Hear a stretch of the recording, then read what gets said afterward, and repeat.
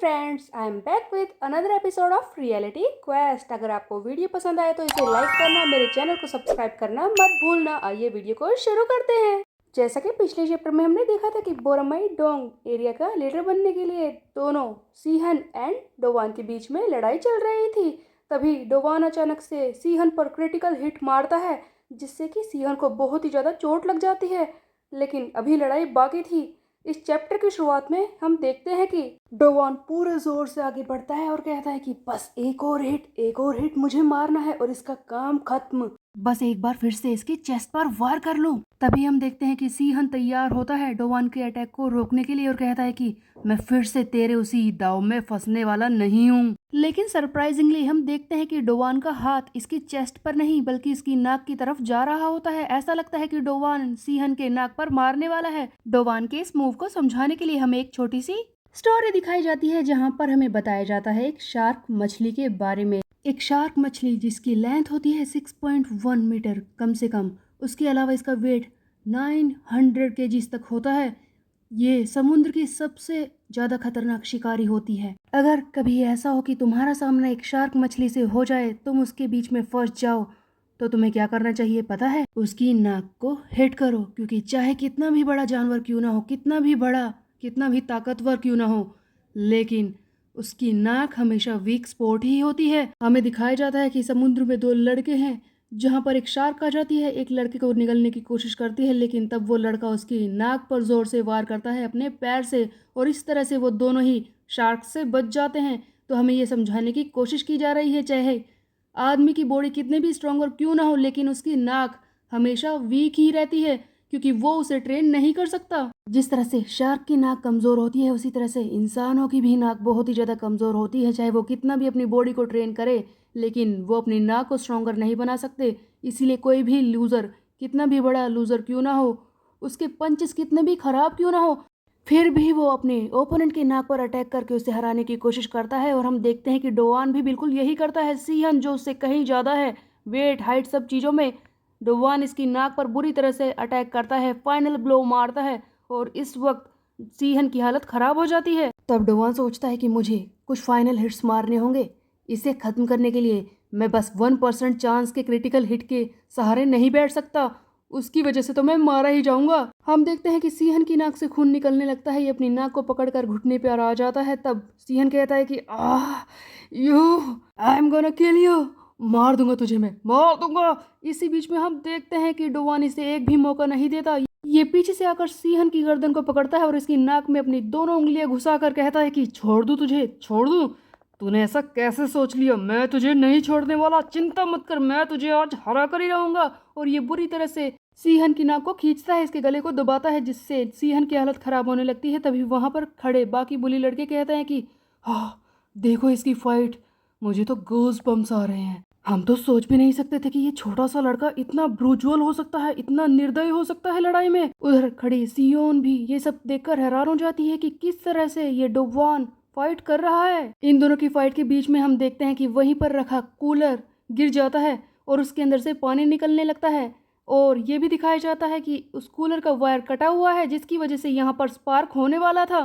Finally डोवान सीहन को हरा देता है। और इसी बीच में एक एपिक मूवमेंट दिखाया जाता है, जहाँ पर हम देखते हैं कि अचानक से कूलर के तार में आग लग जाती है और डोवान के बिल्कुल पीछे एक बहुत ही बड़ा बूम, बहुत ही ज़्यादा आग दिखाई देती है। ऐसा लगता है कि ये आफ्टर इफेक्ट्स है, जैसे फिल्मों में दिखाया जाता है जब हीरो जीतता है तो पीछे बहुत ही स्टाइलिश वे में आग दिखाई जाती है जहां से वो निकल कर आता है। वैसा ही कुछ डोवान के पीछे दिख रहा होता है, जिसे देखकर वहां पर खड़े सभी लोग शौक में रह जाते हैं। डोवान जो जीत की खुशी मना रहा होता है, अचानक से पीछे मुड़ता है और खुद बोल तक नहीं पाता, इतना ज्यादा हैरान हो जाता है। तभी वहां पर खड़ा एक लड़का कहता है कि देखो क्या बात है, इसकी जीत का आफ्टर इफेक्ट दिखाई दे रहा है। तभी दूसरा कहता है कि बकवास करना बंद कर, आग लग चुकी है, भाग यहाँ से। सभी लोग वहां से भागने लगते हैं क्योंकि आग लग चुकी थी। तब डोवान कहता है कि क्या मैं बच गया? ये सारे बुलीज यहाँ से जा रहे हैं।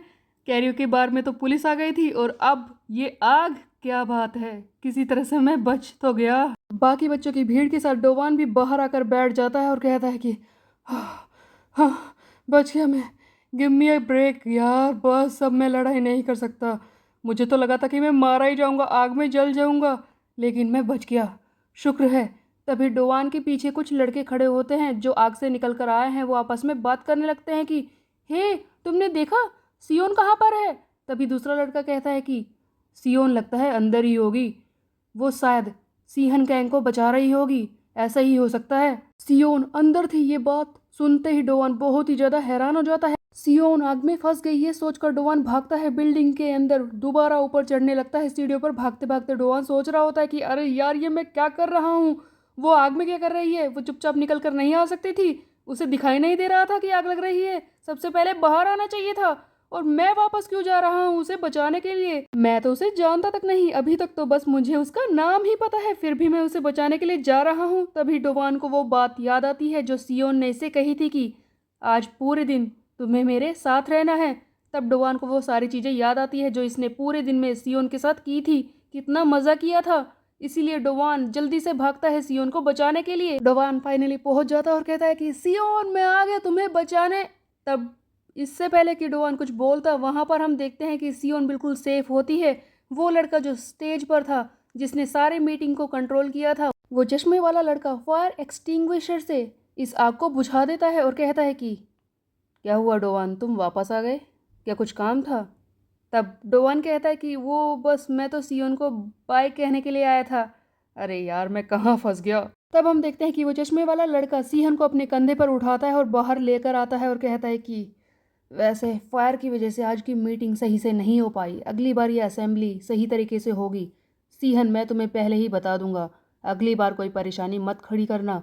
एंड हाँ डोवान सुनबे, आज से तुम बोरामाइडोंग ग्रुप के नए लीडर हो। ये सुनते ही डोवान हैरान हो जाता है कि क्या मैं एक पुली काउंसिल के ग्रुप का लीडर हूँ।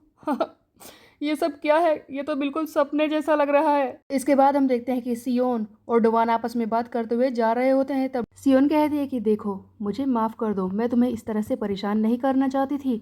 मैं नहीं चाहती थी कि मैं तुम्हें अचानक से शॉक कर दूँ, लेकिन बात यह है कि मेरे अपने कुछ प्लान थे जिनके बारे में मैंने सोचा था और मैं तुम्हें ये पहले बताना चाहती थी, लेकिन मौका नहीं मिला। वैसे आज एक इम्पोर्टेंट बात हुई है जो तुमने की है डोवान। आज से कोई भी काउंसिल का मेंबर तुम्हें मारने के बारे में नहीं सोचेगा। वो अपने डिस्पोजल के प्लान को गिव अप कर चुके हैं क्योंकि अब तुम बोरामाइडोंग के रिप्रेजेंटेटिव हो। तब डोवान सोचता है कि हाँ, वैसे ये कह तो सही रही है, अगर मैं इस बोरामाइडोंग का रिप्रेजेंटेटिव नहीं बनता तो हो सकता है कि वहाँ की काउंसिल के मेंबर्स मुझे पीटते। कम से कम मैं इस सिचुएशन से तो बच गया, लेकिन अब आगे क्या होगा। मैं एक पुली ग्रुप का लीडर हूँ।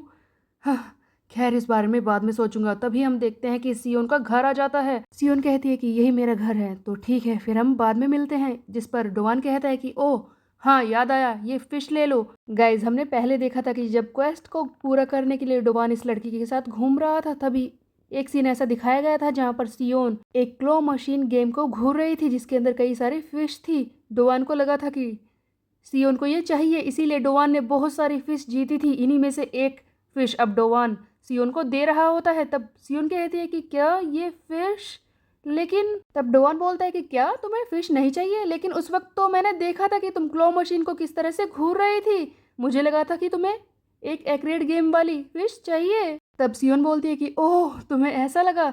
देखो, उस वक्त मैं क्लो मशीन की डोल को नहीं घूर रही थी, एक्चुअल में उसके बाहर एक पोस्टर लगा था जिसे मैं घूर रही थी। तुम्हें पता है, उस क्लो मशीन के ऊपर एक पोस्टर लगा था जिसके ऊपर किसी आदमी के बारे में लिखा हुआ था कि इसने चोरी की है और उसके बारे में डिटेल्स भी लिखी हुई थी। वो लड़का वांटेड था जिसने इस क्लो मशीन से चोरी की थी, इसीलिए अगर उसे कोई पकड़ कर लाता तो उसके बदले में 150 के वोन मिलते। मैं बस उसी चीज को घूर रही थी।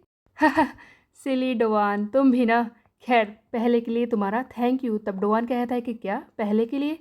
तब सियोन कहती है कि हाँ, तुम मुझे बचाने के लिए आए थे ना, उसके लिए तुम्हारा थैंक यू। जिसे सुनकर डोवान हैरान रह जाता है। सियोन तो अपने घर पर चली जाती है। उसके बाद हम देखते हैं एक क्वेस्ट विंडो जहाँ पर लिखा हुआ होता है कि बॉय बिकम अ मैन। ये क्वेस्ट कंप्लीट हो चुका है और अब फाइनली तुम एक मैन बन चुके हो। तब डोवान कहता है कि हाँ, क्या कहा इसने, क्वेस्ट तो मैंने कंप्लीट कर लिया लेकिन मैं एक बुली बन चुका हूँ, लूजर। तब डोवान के सामने अगला मैसेज आता है कि तुमने एक के बाद एक 8 चेन क्वेस्ट कंप्लीट किए हैं जिसके बदले में तुम्हें एक रिवॉर्ड मिलने वाला है। तब डोवान कहता है कि क्या बात है, आज मैंने पूरे 8 क्वेस्ट कंप्लीट किए। वैसे वो काफ़ी मज़ेदार थे, लास्ट वाले को छोड़कर मुझे काफ़ी मज़ा आया, लेकिन इसके बदले में क्या मिलेगा। तभी डोवान को एक रिवॉर्ड मिलता है जो हमें दिखाया नहीं जाता, लेकिन जिसे देखकर डोवान को बहुत ही ज्यादा हैरानी होती है। आखिरकार इस बार डोवान को कौन सी की मिली है या फिर क्या रिवॉर्ड मिला है, ये हमें आगे ही पता चलेगा। उसके बाद हम देखते हैं स्कूल का एक सीन जहाँ पर डोवान स्कूल के लिए ड्रेसअप होकर आ रहा होता है और कहता है कि 12th क्लास में ये मेरा पहला दिन है। मैं सबसे पहले आया हूँ और स्कूल में मैं सबसे पहले इसीलिए आया हूँ क्योंकि बाकी सबके पहुँचने से पहले मुझे एक ज़रूरी काम करना है। वो पता है क्या है? गेम शटल के सेटअप को लगाना। डोवान अपनी सारी मशीन उठाकर ले आया था जिससे कि वो गेम्स खेल सकता है आसानी से, और इन्हें सेटअप करने वाला था अपनी सीट पर। तब डोवान सबसे पहले आया है स्कूल में। अब 12th क्लास में आया है तो क्लासरूम भी नया होगा। डोवान नई क्लास में जाता है, अपने सेटअप करने लगता है। जैसे ही डोवान अपने सारे इक्विपमेंट टेबल पर रखता है यानी कि डेस्क पर, तभी जोर से आवाज आती है। तब डोवान कहता है कि ये तो बहुत ही तेज था। अरे ये लड़का ये तो सो रहा है, मैंने क्या कर दिया? हम देखते हैं कि साथ वाले डेस्क पे कोई लड़का सो रहा होता है।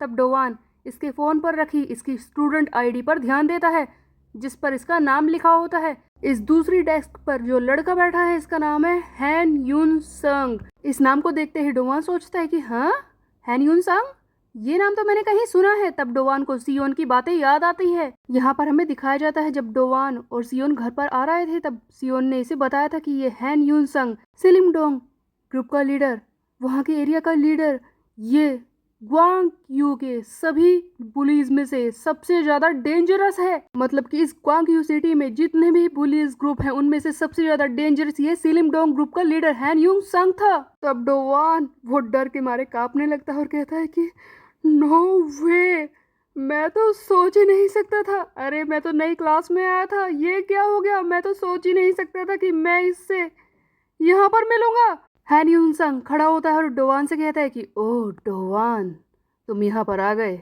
वैसे तुम्हें मुझसे डरने की ज़रूरत नहीं क्योंकि अब तुम बुली काउंसिल का एक हिस्सा हो, लेकिन ऐसा लगता है कि यहाँ पर मुझे ही तुम्हारा ध्यान रखना होगा। हैन यून संग ये डोवान के कॉलर को पकड़ लेता है और इससे कहता है कि लगता है मुझे ही तुम्हारा ध्यान रखना होगा। इस बात को देखते ही डोवान बहुत ही ज़्यादा डर चुका है। अब डोवान के लिए कौन सी बड़ी मुसीबत आने वाली है क्योंकि एक डेंजरस बुली इसी के क्लास का हिस्सा है। अब जो भी होगा वो तो हम देखेंगे नेक्स्ट चैप्टर में। तब तक के लिए मेरे चैनल को सब्सक्राइब कर ले, बेल के आइकन को कर दे प्रेस। मिलते हैं, बाय बाय।